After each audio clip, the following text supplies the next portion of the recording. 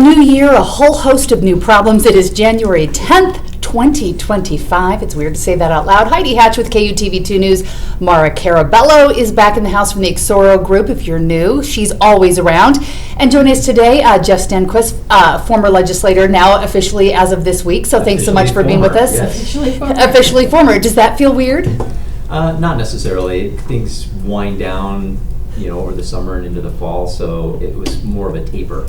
Gotcha. Right. A nice taper and running down to the end. Did either of you attend the fireworks and the ball at the Capitol for the Inauguration Day? I went to the inauguration, but I did not. Oh, you did? I skipped the ball. You were not in the mood. I was not able to attend the inauguration, but I did go to the ball. Oh, see, then Oh, we you got did? both events covered. It was All right. great, yeah. All right. Well, we're going to talk about those in just a minute. First, though, did you have a nice holiday break, Mara? I know you were going to Denver. There was no crazy snow, right, to drive through? Oh my gosh, it was balmy. It Ooh. was, Denver was not doing winter for Christmas. So it was quite nice, and I'm even trying to remember our drive. I think the drive was good.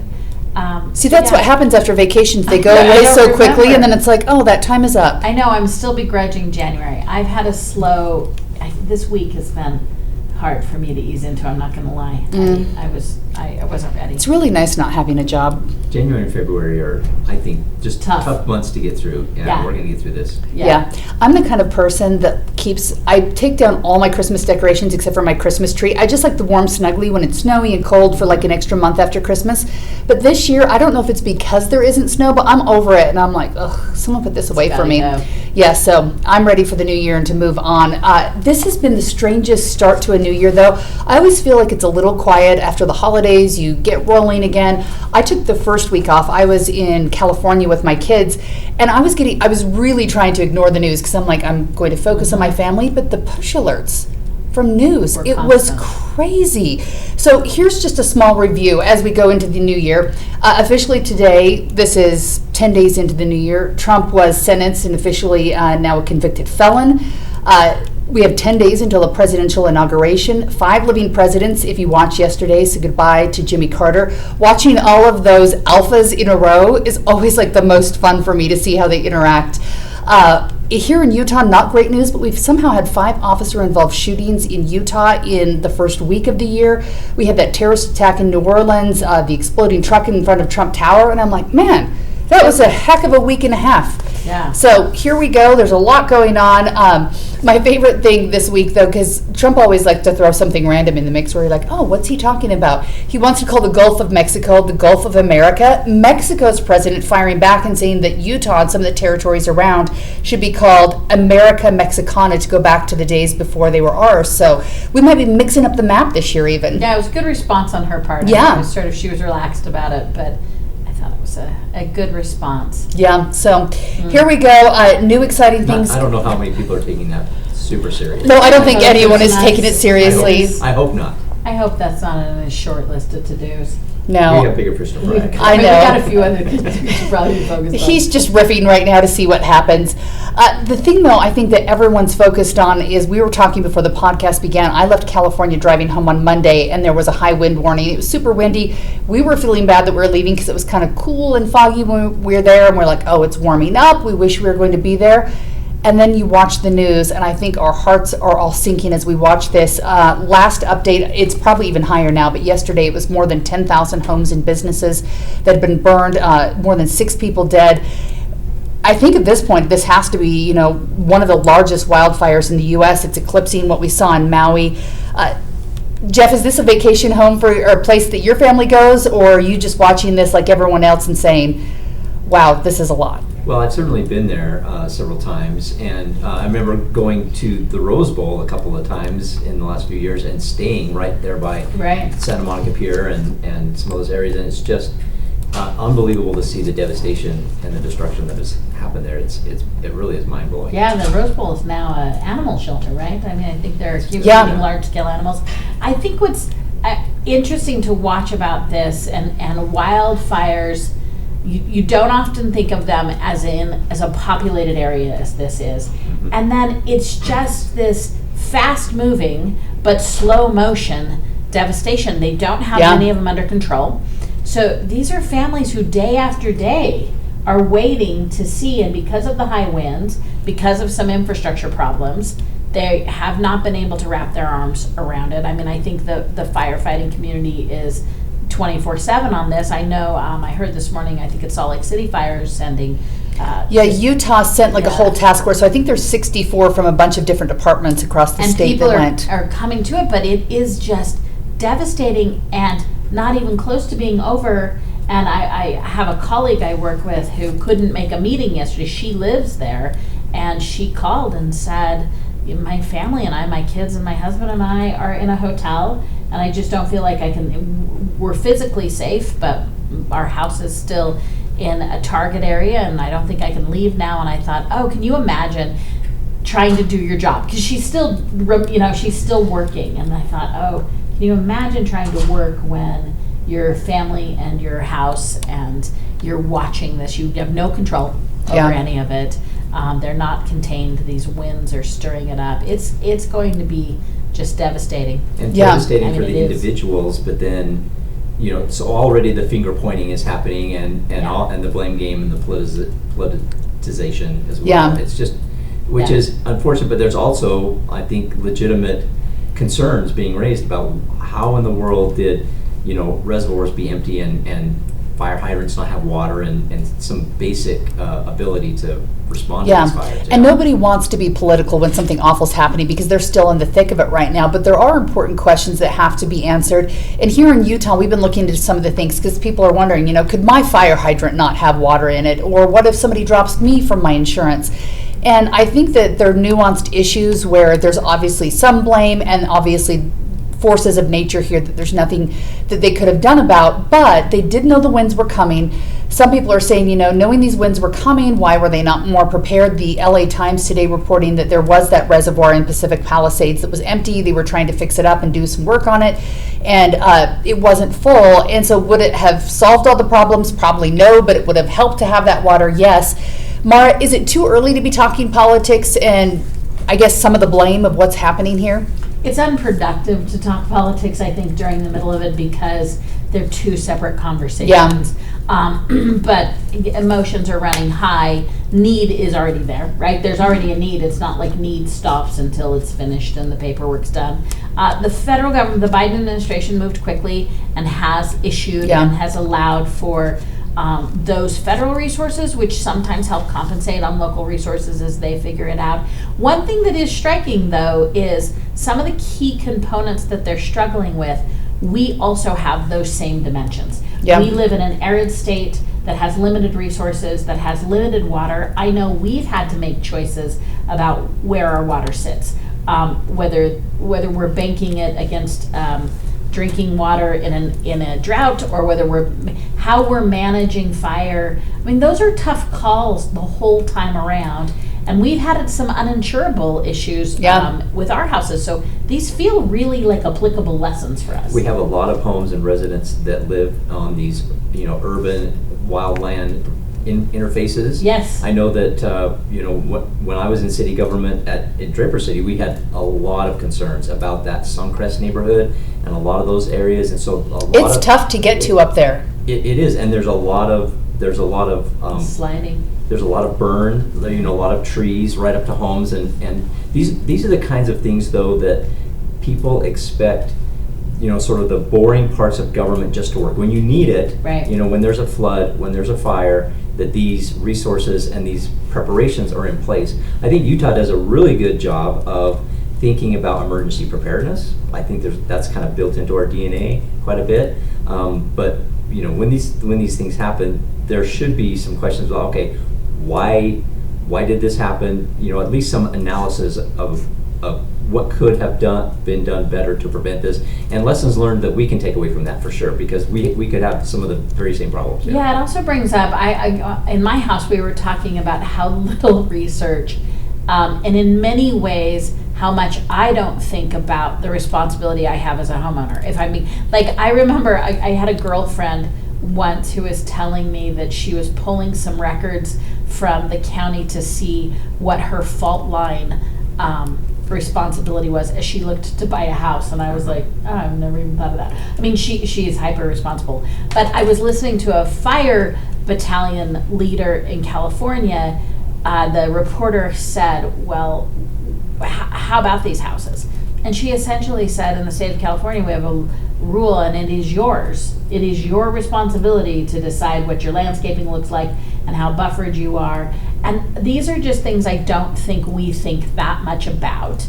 And like California, and like Jeff said, part of why we love living here is the continuity between our home and environment. And we live in these places where we are on a hill, and we like the natural environment, and we encourage the natural environment to encroach. And whether that is living on the top of a hill, or whether that's living on a fault line, or whether that's living in an area that's subject to wildfires, I do think it's a good reminder for us to probably look at those local codes, and also, like, again, take a personal reconciliation that says, yeah, I should demand that my government do as much as they can, but I also need to accept that this is my personal responsibility. Absolutely. Yeah, work on defensible space. Defensible space on your properties, things like that. Absolutely. I think it's a reminder, though, after we come out of a presidential election where we talk so much about national politics, that local politics matter, and showing up to your city council meeting. We're seeing concerns about maybe how LAFD was running the fire department in and of itself with some of the hiring practices. We're seeing about whether the mayor was taking away funds from them. And these are the things that are boring and you don't want to deal with, but they're things that matter, and some of that funding might be the preparations or the extra time they have to go and check fire hydrants. I live close to a fire station, and in the summertime you'll see the firemen running around our neighborhood and then stopping and checking the fire hydrants, and you're like, oh, okay, good job, or whatever. You don't think about it, but having those extra man hours to do those things matter. And so it really gets down to the basics that matter in situations like this of, are they being taken care of, you know? And when you're paying your taxes, number one concern should be that public safety component. You know, are we paying our police and fire and those emergency areas? Even things like clearing out the stormwater drain so that when the waters come, that, you know, it doesn't back up and flood your basement, things like that. Those basic maintenance things. Yeah, we've learned hard lessons about that here in Utah for a couple of years. So now we wait and see what happens. But I know a lot of us are, you know, thinking of everyone there in California. I know that there's some sniping about, oh, they're rich, it doesn't matter. But we're all humans, we're all families. They're the places we live. It's where we have everything. And if you lose everything, whether you're a multimillionaire or just like everybody else, it's still everything. And so we're watching that one very carefully and wishing the best for all of our firefighters that are there. I should mention, too, I wanted to just say this, but the Navajo Nation, which is part of the southeastern part of Utah, sent firefighters as well. We're seeing them from Canada. So when you see these fires, I love seeing everyone pitch in and say, you know, this is our problem, too. So that's good to see. Here in Utah, we just had our newly elected leaders sworn in. There were private swearing in, and then they had the public one. And as you guys mentioned, you split up who went to where. Mara, you went to the official swearing in. What did you think of the governor's speech? It was Caucus at his best. It was not a lot of policy, although they did have supplemental policy documents, and they have subsequently launched their policy. So I'm not trying to say they didn't have a policy, but he did what he does best, which is tell personal stories, really connect emotionally with people. He had old photographs of himself and actually the other independent electeds who were sworn in that day. So he was at his best. Who was also at their best was our Lieutenant Governor. Deidre Henderson gave a great speech, and she really commanded the stage. So hats off to her for having that space. I think the best moment, I sort of was reared in event planning and stagecraft, and I usually am a little bit of a critic when it comes to that. These guys hit the event basics out of the park. They had the MOTAB. They had it all. But a surprise MOTAB, right? Like they're introducing, the other musical acts were terrific, but then this like really like drop the mic moment was, the very end, the back of the stage goes up and the symphony and the MOTABs are there right there for you. And if you have never heard Mormon Tabernacle Choir sing the Battle Hymn of the Republic. That's good stuff. It's good stuff. Like that is what you should end your inauguration, the ceremony with them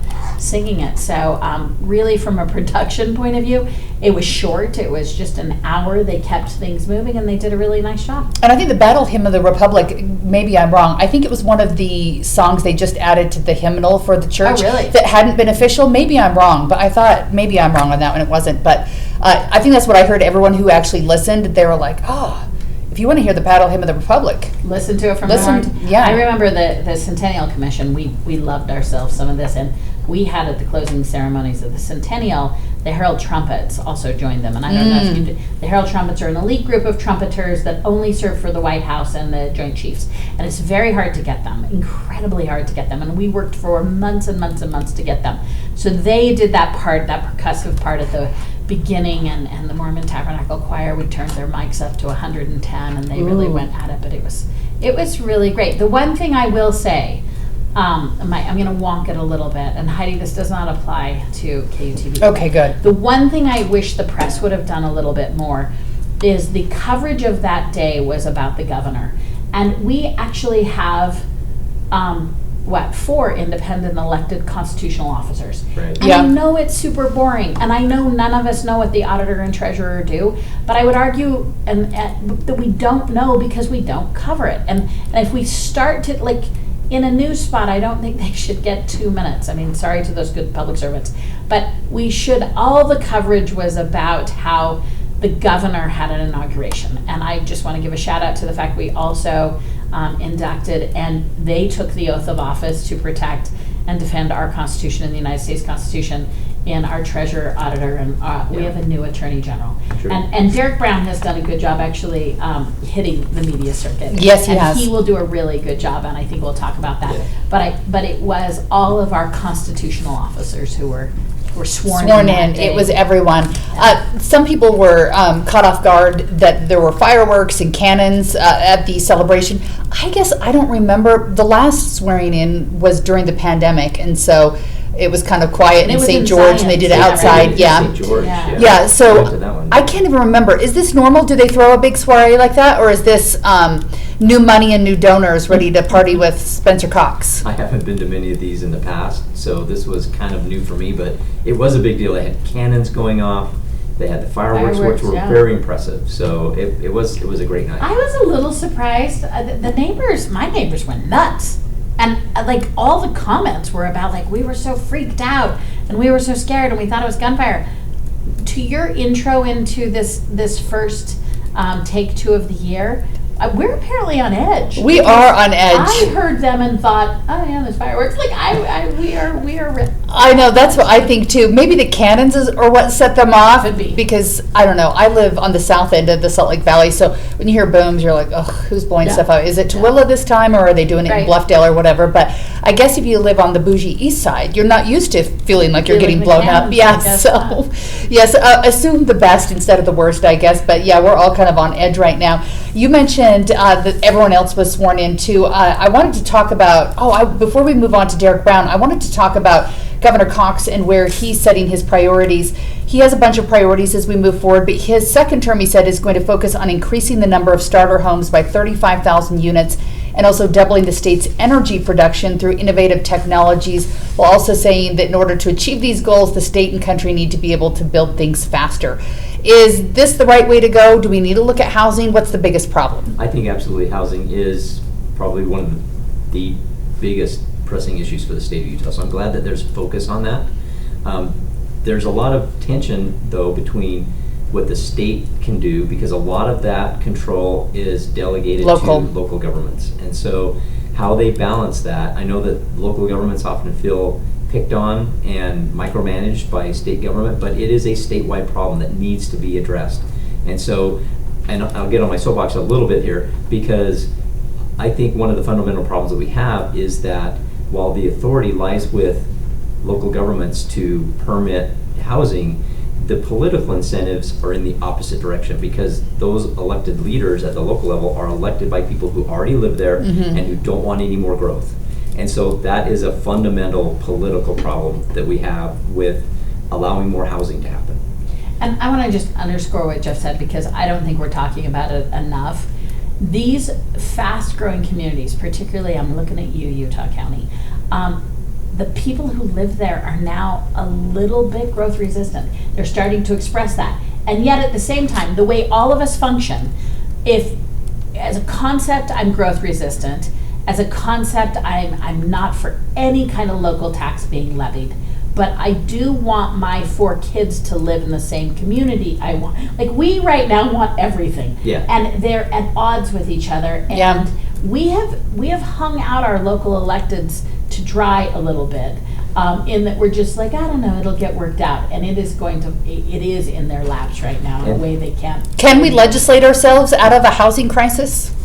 Well, I mean, the legislature's going to say it's a supply and demand, and it is. The other thing I think we're being too simplistic about is we're really doubling down on this very traditional type of independent single house dwelling. Yes. And I know that that's because we're pendulum swinging from what appear to be a billion arguably too large apartment complexes. But there are a ton of housing choices in between those two. Yes. Yeah, I live in a very diverse neighborhood Yeah. with townhomes, single family homes, different lot sizes, and that's healthy. Exactly. But I can understand, if you live in northern Utah County, if you're in Eagle Mountain, Saratoga Springs, or if you're in Harriman or Riverton or some of these areas, infrastructure, it's a nightmare. Traffic is a nightmare. The infrastructure there to support that kind of growth as well we're always playing catch up, and we're just behind all of that. And high density doesn't have to be ugly. I went to the Netherlands in March with my family, and when you look at how Europe builds, they were originally taxing people on how much land you had, and so they went up, and they were building in small spaces too. So when you look at some of these streets, and the architecture is amazing, they're beautiful, you can do it right. And so I think we all just look at it and say, well, if they don't have half an acre, then we don't want it in our backyard, but there's ways to do it right. Get involved in your communities, talk about it. Affordability is obviously an issue as well, so that's why we sometimes get big square boxes. But I think that it's possible to make things look pretty and make them be an important part of our community that people are excited about. So. But it is correct that if we don't deal with housing affordability, it is a singular that ripples into many parts of our economy. If we can't make it affordable for people to live here, Utah slows down its biomed industry, Utah slows down its growth, or they slow down their tourism. We slow down a lot unless we can get in front of affordability on housing. And for the next generations, being able to invest in a home and be able to own that. I saw some information that came out of the economic summit that just happened yesterday, and there was a graph that I thought was really telling, showing that there was sort of a steady increase in rental costs, but a huge jump in mortgage costs. Interesting. And so the affordability, just the ability to afford your own home for our children is so much more difficult than it was for our generation. Yeah, I just look at them as college students. My son's a freshman, and I think a lot of our kids are paying more for their rent to live at school than they are for their actual tuition to be going to school. And so it's a lot of money when looking at trying to start out on their own. Before we move on from Governor Cox, he, after the inauguration, had a quick flight out and went down to Mara Lago in Florida, the Southern White House, as we're calling it. He met with all the GOP governors, with soon-to-be elected again, I guess soon-to-be President Trump.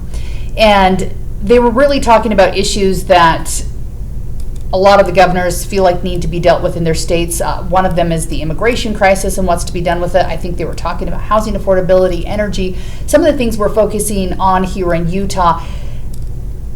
I've seen, I don't know if it's maybe just because Trump's a showman and so you see a lot more of it, but it seems like he's doing a lot right now and a lot of pre-organization and talking to all the right people, or all the people it seems, before he gets into office. Mara, do you think they're actually accomplishing things right now, or is this all for show? This is a dog and pony show. I think this is a really smart, albeit something I don't enjoy, display of political muscle. It sort of has inappropriateness when you look at it from a transition point of view, but it is to a T Trump, right? It is who he is. The world revolves around him. It's such a power move to bring a group of independent elected people to your private facility. Like, it's just so Trump to me. So I don't know. I mean, it's not to my taste. He's not to my taste. But, and I find it inappropriate, and I don't find it productive. I find it a moment for the fiefdoms to come kiss the ring. But hey, if I were in the fiefdom, I would go kiss the ring. I mean, that's what political power looks like. And let's just say, to Spencer Cox's credit, we're a Republican state who's doing things, who's ending up in the top 5 list a lot. So he should be in a pretty good position. There's no version of the world where you would not want your governor to show up for something, even though I think it is a pretty crass call. You've got to answer that call. So I think this is how Trump is and how the Trump administration will be. Yeah, I posted about this on social media last night. And when I said that the governor was going to meet with Trump, there were a lot of people who were like, why would he go there? Why would he meet with Trump? He's disgusting, he's gross. And I'm like, you guys don't understand, like, it doesn't matter where you stand in politics. You want your governor going to these meetings and having the ear of the president. I'm like, I don't care what your politics are. You show up. Yeah, absolutely. I'm glad that he was able to get there, and I hope that he got a few minutes. If it was on my list, I think the number one thing that I would have put a bug in President Trump's ear about is public lands in the state of Utah, something that's very specific to the state of Utah, where we want to have better management and more control over all of these public lands in the state of Utah. Absolutely, and I think that'll be a conversation that'll happen. I don't know how soon in Trump's presidency, but I know that it's been on the list.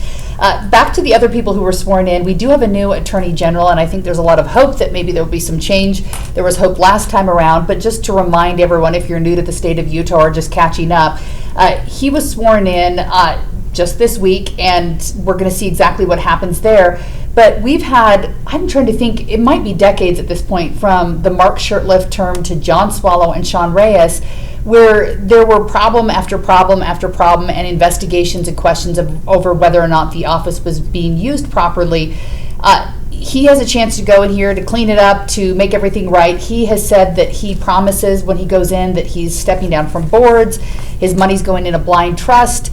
Mara, is he doing things in the right order? Do any of those things matter at this point? You just have to do the job. Where are you at on this? Yeah, I mean, I think, has done a textbook turn the page moment. He took advantage, calling a transition committee, saying, I'm going to review every corner and I'm going to bring outsiders in to review every corner of my office. And it's a large office. It's one of the most large. I want to say there are almost 600 employees who work for the Attorney General, 500 and something, and both investigators and attorneys. And attorneys are a hard group of employees to wrangle.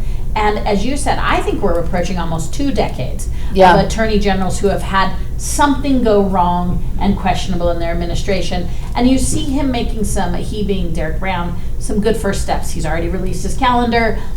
He's already set a cadence with the press that says, hey, I'm going to talk to you. He chose as his director of communications a reporter, Hannah, I'm going to say her last name, Sirac. Yeah, I'm not positive how to say it right either, yes. She has most recently been a reporter, so I think he is an intuitive communicator. He likes to communicate, and a lot of, there's an old political adage that says political failures are communications failures. Yeah. And I think Derek Brown is really committed. He shook up the office administration a little bit. He didn't appoint a chief of staff. He has 3 deputies who are attorneys who have been there for a while, and then he did appoint John Dougal as his administrator. John Dougal is also the person who led his transition, and as we know, he's the former state auditor and former legislator. And so I don't know what the difference is between a chief of staff and an administrator, but he has changed slightly the way the structure of it goes. All is to say, Derek Brown seems to be invested in saying to the public and to other stakeholders, hey, I'm different, and I want to be different, and I've heard that we need to be different. So so far for me, he gets a good grade in terms. Now let's just also talk about what a hype promo machine that guy is. So last night he had a party for his inauguration, and that place was packed. Wow. So yeah. So he had his own private party, attorney party. Yeah. All right. He had some cake and some veggies. Whole lot of parties. And yeah, a lot of parties going on. So I'm super excited about Derek Brown taking over that position. I think it does feel like we're turning the page, and that this is a fresh start for the Attorney General's office. Absolutely. I think the hope was that Sean Reyes would be that, and the question now is, do they move beyond Sean Reyes and just forget about what happened there, or do you think that he needs to be looking into the questions around Tim Ballard and whether there should have been investigations into him? What do you see happening there? Well, I think that in specific investigations that they need to happen, I think that he has good judgment, that he'll use some prudence there and be smart with how he approaches those things. And so we're just going to have to see how it plays out. Yeah, the other thing to watch with the Sean Reyes stuff is have an awareness of people who are considering lawsuits against Sean Reyes and people who are considering lawsuits against Sean Reyes as the Attorney General. And one of the things I will say, I think that Reyes's office did well, I think his chief of staff did well, is to keep a distance. I do know there were internal conversations that were told, and the general had been instructed and told to keep his private interests private, and I think that you saw that in a story about maybe where he was meeting off-site, and you may have been a little cynical or judgmental about where he was meeting, but I think it's important that he was not meeting in the state capitol. So I think that the chief of staff for Sean Reyes did a really good job separating the office of Attorney General. And so as we watch how it unfolds, we also need to look at what's properly held in the civil court and what's properly held in the state, and what should the Attorney General be looking at. And that may very well be nothing, but there are two Sean Reyeses, and one is what he did as a private citizen, and one is what he may have done as Attorney General. Yeah, it'll be interesting to see what he does next. Has anyone heard what he's up to? I don't know. I don't know either. All right, we will wait and see. Next on our list, Phil Lyman has been very excited about today because his case with the Supreme Court was calendared. But if I understand that correctly, when you are on the calendar, they take a stack of cases, and there's about 7,000 that are filed every year. And ultimately, after those calendar days, there's about 100 to 150 that are chosen. So you have a snowball's chance in hell that your case will be heard in the first place, even if it's a good case. And so his was in that stack. Whether it was even discussed is hard to say, because my understanding is the Supreme Court justices go into those stacks on the day where it's calendared. They pick the ones they want to talk about or have interest in. They discuss them. The rest of them go in a filing can someplace, and then they're never seen or heard from again. I believe we won't hear until Monday, though, at the last check, whether it moves forward. My guess is it won't, but I know that he is very excited about that, and there's a lot of people talking about that online. So it's really unfortunate, honestly, in my opinion, that there's so much distraction and calling into question our elections. It really undermines faith in our government and in our systems to question these things really without good evidence. And so this has been an unfortunate distraction, I think, to bring all these allegations and all of this stuff. He has a very he's whipped up a lot of people into a fury. Strong following about with him, and they're very passionate. And but unfortunately, we can have all the audits in the world showing that our elections are well run, but somehow there's a certain cadre of people that just don't want to buy it. I've been surprised by how much it's stuck on social media. Yeah, I mean, I think that they are few and they're passionate. But I also think that this is not serious-minded.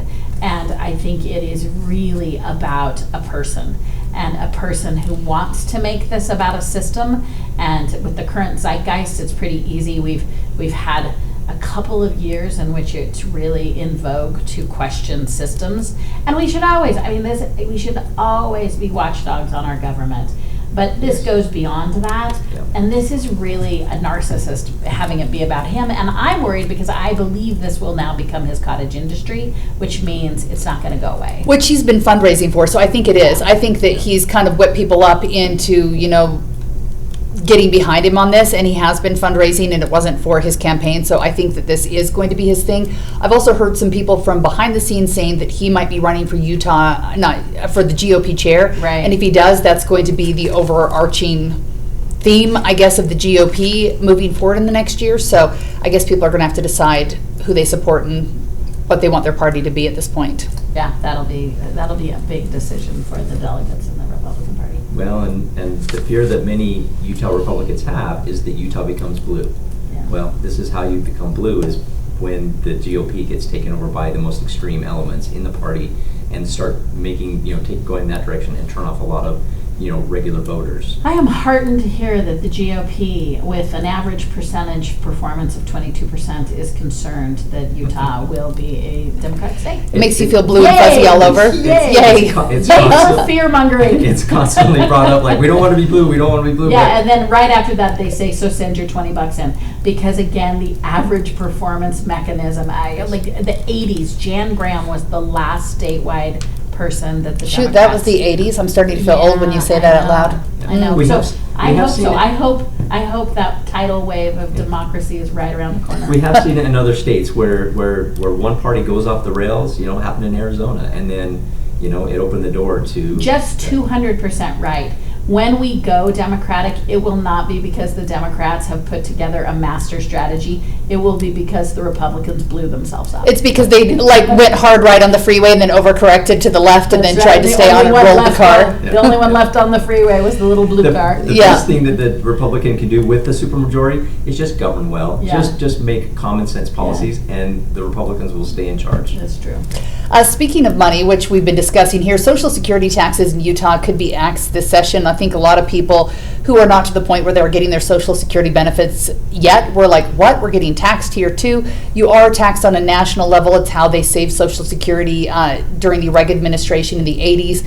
States have the choice, and we're one of the few states that have, and it definitely depends on how much you make, because if you were making less than $75,000, you weren't getting taxed on it. But there are other people that are. It looks like they're trying to make room in the legislative session for making sure that people's Social Security is not taxed. I don't think it's a huge amount, maybe $900 to $1,000 a year that you save, but when you're living on a tight income, $1,000 makes a difference. Especially in this current climate, when you have a lot of, like, groceries have gone up quite a bit, you know, that Eggs, you need a loan if you can find them. Exactly, the inflation there is, you know, and it hits that demographic pretty hard.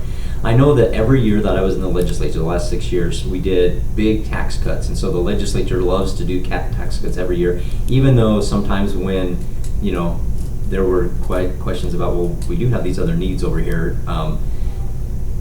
And Social Security, removing the Social Security tax was always part of the conversation, and there was always a desire to do that. And so I think, especially with the governor making this a big issue, I think it puts more pressure on the legislature to come through on that this year. And maybe the only thing that they can come up with from a tax cut. How long has it been a conversation for? Oh, I think I heard about it probably the last 4 or 5 years at least. So it's been on the table. Yes. Yeah, taxes are going to be, we know, a big issue in this session. Taxation is an area in which it's very subtle, and I will say that in the long run, these two entities are not in disagreement. But right now, the governor's proposed tax strategy, I believe, is a little more sophisticated, a little more data-driven, a little more nuanced than what the legislature wants to do. This morning at the Policy Summit, Sophia DeCaro, who runs the Governor's Office of Planning and Budget, did a really nice job outlining where the governor's priorities are. His priority, first and foremost, is this Social Security tax elimination. And we're only one of 9 states who still have this.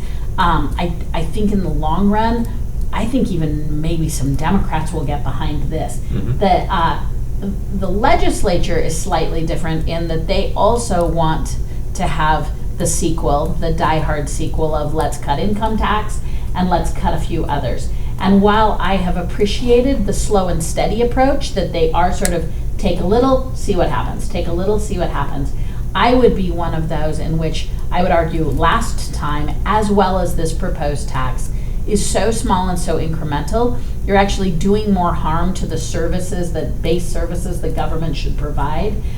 They really, I think the legislature is unduly fixated on getting below a percentage, a 4%. And I don't know that they have shown me the data that supports that. It seems more of this aspirational, I've got 4% in my mind, as opposed to the trade-off. So I like the governor's approach and what he's outlined. And as Jeff will tell you, every legislator will tell you what they do with the governor's planning and budget. Right. They put it in the garbage. But I think if I were to read both policies, the governor has a little bit more data-driven, a little more nuance.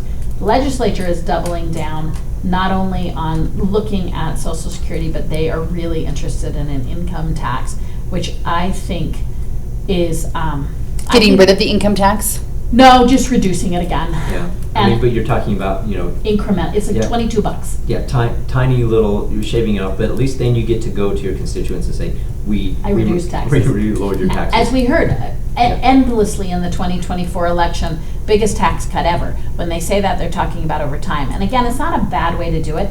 It's just not getting us anywhere. And no one's factoring in, I mean, the governor's office is, but we're about to hit another little lull because as much as we complain about the federal money, we were all living off of a lot of federal cheese during COVID. And that's going to slow down. And that means our economy is going to slow down. And I don't think it's the right time for another. Yeah. So the legislature is being pretty aggressive about their position on, well, at least the Speaker and the President are. I know there was a lot of discussion about saying, okay, we're getting a lot of federal money in here, but that's not going to last forever. So Right. there was a lot of planning to not count on that money and put that into... And view it as one time. Yeah, view it as one time. Yeah, and some of that money still exists in the system. I know it had to be allocated or spent by December 31st of 2024, so a week ago.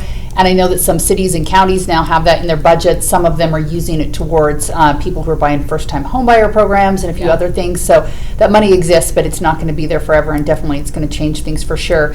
Anything else you're hearing about from your friends up at the Capitol that is going to be big talk during the legislative session? Well, I did hear somebody say that they're studying up on fluoride because I guess there's a bill about fluoride in the water. That'll be interesting to see, and some debates over this study versus that study, and who knows where that's going to go. Fluoridation's going to come back. It's Yeah. going to hit all parts of Utah. I mean, it's been a hot topic for years in northern Utah, but they're also going to hit on southern Utah. And then the theme of this year that we cannot get enough of is energy. So I think Yeah. energy, all kinds will be. Which I was a little bit surprised at. I mean, I absolutely appreciate that we're looking ahead and making sure that we have a secure energy future, but I don't think it's something that day to day people are worried that they're losing energy. Yeah, I mean, I think what it is, what I hear Yeah. is that AI, let's all be generic about when we use AI, and then when we say data centers, we like hockey stick it on terms of how exponentially fast our data needs grow. What I hate about that assertion is, do we ever question that maybe data centers aren't the building block for our economy? And we're sort of not challenging the premise, we're just accepting that we want growth in that area. I think energy is also looking at the different costs, but if all of us know on the hallways that it's also a nicer way than saying we really want to punish Rocky Mountain Power. So I feel like it's easier to say I'd like to look at energy than I would like to take a hatchet to Rocky Mountain Power, which is what I think the underlying theme of the energy session will be. There's a lot. Yeah. I think a lot of that is driven by coal-producing areas of the state that are feeling, more and more the pinch, and that industry, and saying, let's not go so far with all of these renewable Let's things. go But- slower on our durable energies. But yeah. I think that let the market kind of play out a little bit there too. So Yeah. Yeah. And certainly the Speaker of the House is locked and loaded on higher education, and that they should reallocate their budgets. that's maybe not a bad thing, because I think part of the theme too, and it maybe goes back to fluoridation a little bit, is questioning some of these systems. The science. Is the science really there on fluoride? Well, let's have that debate. And these systems have been locked in on higher education. Maybe let's rethink that, because are we getting really getting the bang for our buck out of our higher education system in a lot of areas? I think these are all really good things. Where I take umbrage is that non-experts are often lecturing to experts with a bit of arrogance in their lecture.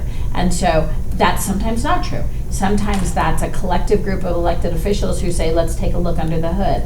And so while I agree, and Jeff, you've seen this more than I have, it's not what we're doing in addition, it's how we do it, right? So sometimes what I object to is how the legislature chooses to do this. Maybe not that it isn't valid. I do think that higher education has some padding in it that maybe should be taken out, but how the legislature chooses to interface with experts in their area, I think really makes a difference in good government. Yeah, I think there's something to be said for people from the outside looking at it in a different way than the people who are inside. But I also think too, when you look at your own budget and you have to sit down and take stuff out of it, you know where the fat is and Right. things that you can get rid of. So I think that's going to be the question. And I think there are a lot of things that we do that we don't really think about. We just do them because we do them, whether it's fluoride or the way we do energy or whatever, that I think having healthy debate and discussion, which is something we do on the state level as opposed to nationally, is an important conversation. I heard someone tell a story years ago about making a ham, and they would always cut the ham in half and throw half in the garbage. And somebody's like, what? Why are you throwing that other half of the ham in the garbage? And they're like, well, it's how my mom did it. And what they realized when they went back and asked their mom why they would do that is she was really cutting the ham in half because that's what fit in the pan, and the rest Right. really wasn't going in the garbage. But you're like, well, that's how it's always been done, so we're going to cut the ham off and do it. So I think if we step back and really look at some of these issues, I think there's things that can be learned and fixed and done. So hopefully we can all be grown-ups. This will be fun. Hopefully. Yeah. One more week. One more week. One more week, and then the session starts. it is. Yeah, what day does it start? 21st. The 21st. Oh, so we're getting a new president, a session getting underway all at once. Busy. And speaking of national politics, bringing this up just because it's gotten a lot of traction online in the last week or so, a New York Congresswoman has floated withholding funds from states like Utah that are giving non-citizens driver's licenses or identification cards. When I read the story, it seemed like something that they were just kind of throwing out there, but it seems like there might be growing discussion about it on a national level. So I started looking into Utah and why we do what we do. And apparently it's been since 2005, because everyone right now likes to blame Cox for, being a state that lets in illegals and doesn't care, and new Americans or whatever. But this is something that the legislature passed in 2005, when that would probably be Governor Huntsman, I want to say, who was in charge at the time. And it seems like it was a last minute decision because the driver's license from Utah was no longer, I guess, a good ID. Other states and other national people were like, this doesn't count because we were letting anyone have it. So we kind of changed how we were doing it and made it so that people who were here, non-citizens, legal and otherwise, could get a driving privilege card or a driver's license. It looks, I think, a little bit different than the regular ones that everyone else has. But we were trying to make sure that people, if they were driving, had identification on them, could get insurance. But I think there's been problems that came with that, and also fixed some problems. Do we think, Mara, that that's something that they may need to look at about whether the program's working correctly, or is it working? So as you suggested, it's been in place for a number of years. This is one of those areas where Utah has excelled, and I hope we continue to excel, which is, I hope we're always, again, reviewing these processes. But this is where Utah has rejected tribalism and just done good policy. Whether that is with this group or this group or this group, it was more about systems, it was more about getting people to work, it was more about deregulating environments. I'm using themes, not specifics. And Utah always has had a good through run of being common sense and what would make our processes and lives work? The woman who the member of Congress who asserted this is a Republican, and this, in my mind, in reading about it, is a really good bit of tribal flag waving. Yeah. And it really isn't about her articulating a really interesting policy in America. It's about this moment in time, about groups of people, and about tribalism. And Utah has historically done a good job saying, yeah, let's go look at that program. Let's go see about why this was about getting people to work. This was about getting people authorized to do things that we as small business owners, as large business owners, as citizens wanted people to have happen. And so if we review it, it should be from that screen. And this is not that to respond to what is just a pure politic.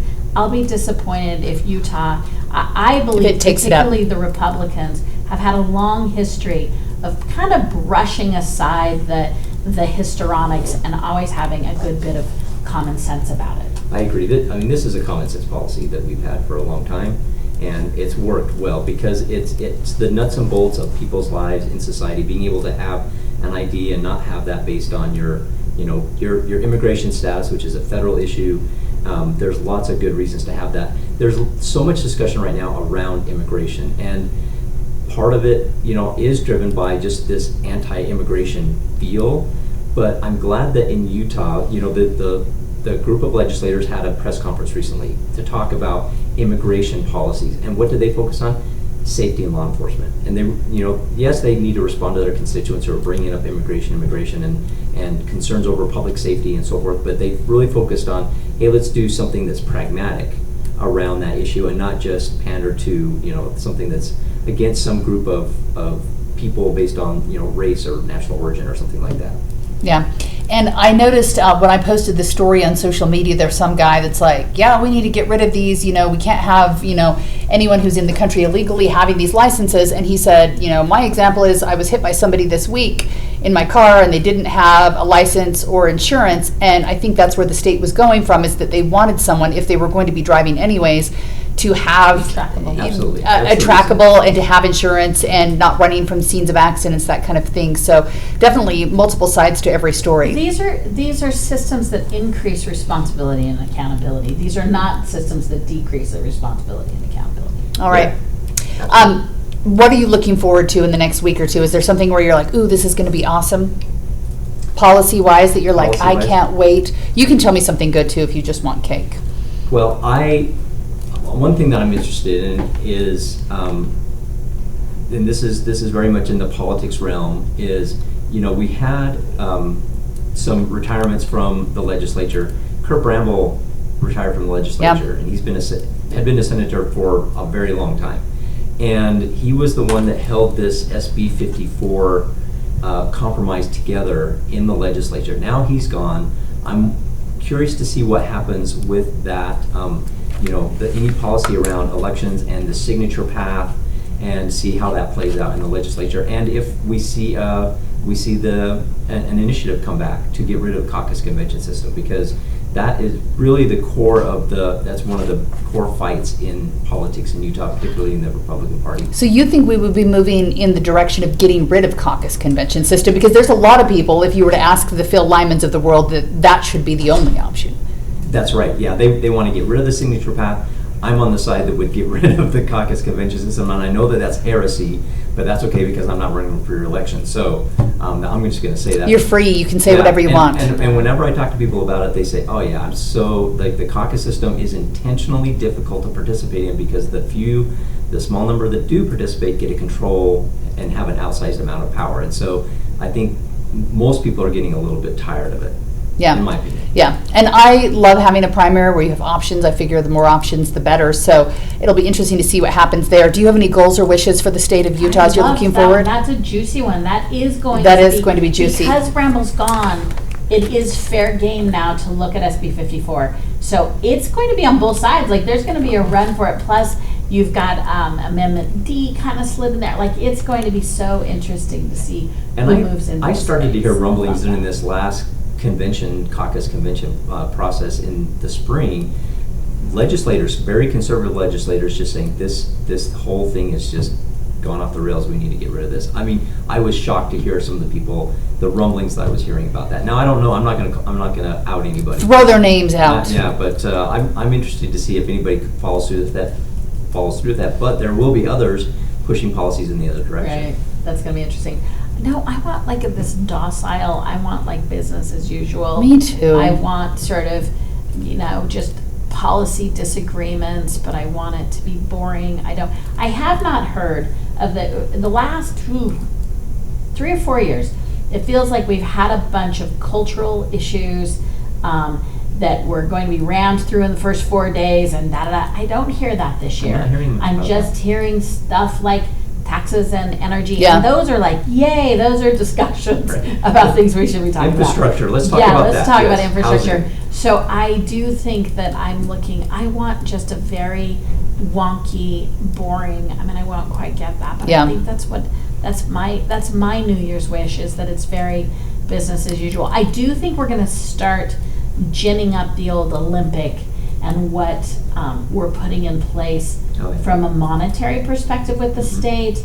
And then I hope, what I hear, I haven't heard us be aggressive as I want us to be about getting federal dollars for the Olympics. One of the things we did really well in 2002 is we got more than we needed. And this year's pitch was, hey, pick Utah because we have everything we need. But it is a tremendous umbrella in which to get revolutionary, particularly mass transit infrastructure. And I hope we are really aggressive with federal money about getting some great, I would love Salt Lake City to be one of the few bright cities in the West that have a really terrific infrastructure from a mass transit perspective, and we're not quite there. We've done better than most Western states, but if the Olympics could help us get mass transit in a little better shape, that would be I would love to see a train like you could ride Amtrak all the way along the I-15 corridor. It would make such a big difference for families, and all of our universities in like major areas, they run along I-15, so you could get students, you could have business. It just makes sense. I was in California, like I said, for New Year's, and part of the reason why we went there is because my daughter lives up in inland of San Francisco in Northern California. We were driving in, and we knew that she could easily, without having to fight with the airports or anything, she could drive, get down on the train, and then her boyfriend could come a couple days later on the train. So we tried it out, and it was so nice. nice Yeah. and easy. Yeah, the bar And- system in the Bay Area. Yeah, so it worked well coming down on Amtrak. There was a plane crash on the tracks, which slowed things down. But if you're tired, you don't want to deal with traffic, it just is a nice option. So I would love to see us move in that direction. And I So- think now's the time for us to dream those big dreams. I think it's good. Yeah. I'd always ask for the gondola in Little Cottonwood Canyon, but that's another one. Amen. Thank you. Honestly, I Amen. haven't like gotten in Best wonkish like this on the infrastructure issue. ever. It makes sense to me, and I'm like kind of blown away by how many people are completely anti it. How many NIMBYs?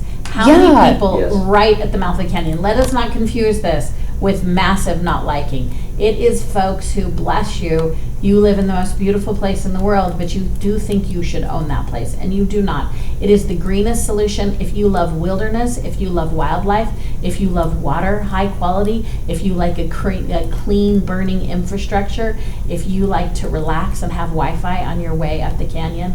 Gondola's for you. I love Amen. the gondola. I love the idea. The only thing that would sour me on it is nobody said how much it would cost and if it made it just so much more expensive. But right now, It's $500 million to build it, and well, I want to know what my ticket price is. I will tell you, it is, so one, it's up for grabs, but there is an enormous amount of private interest in this. So one, that should tell you about the viability. Two, I think government should keep control of it because I don't think the private sector should own it.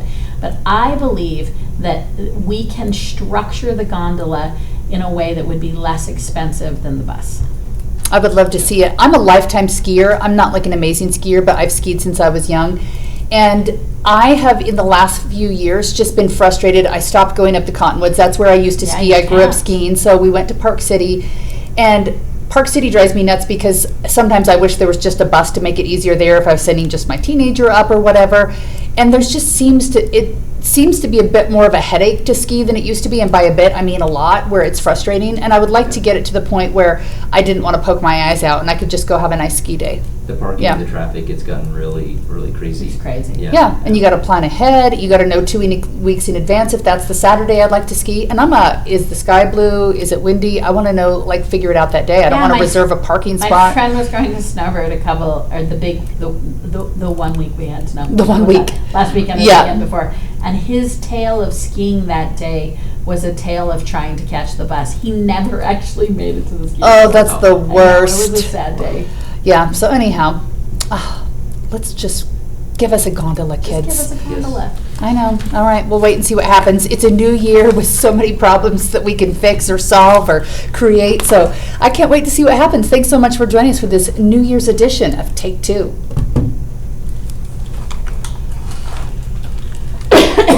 I didn't expect us to go there, but like. I know.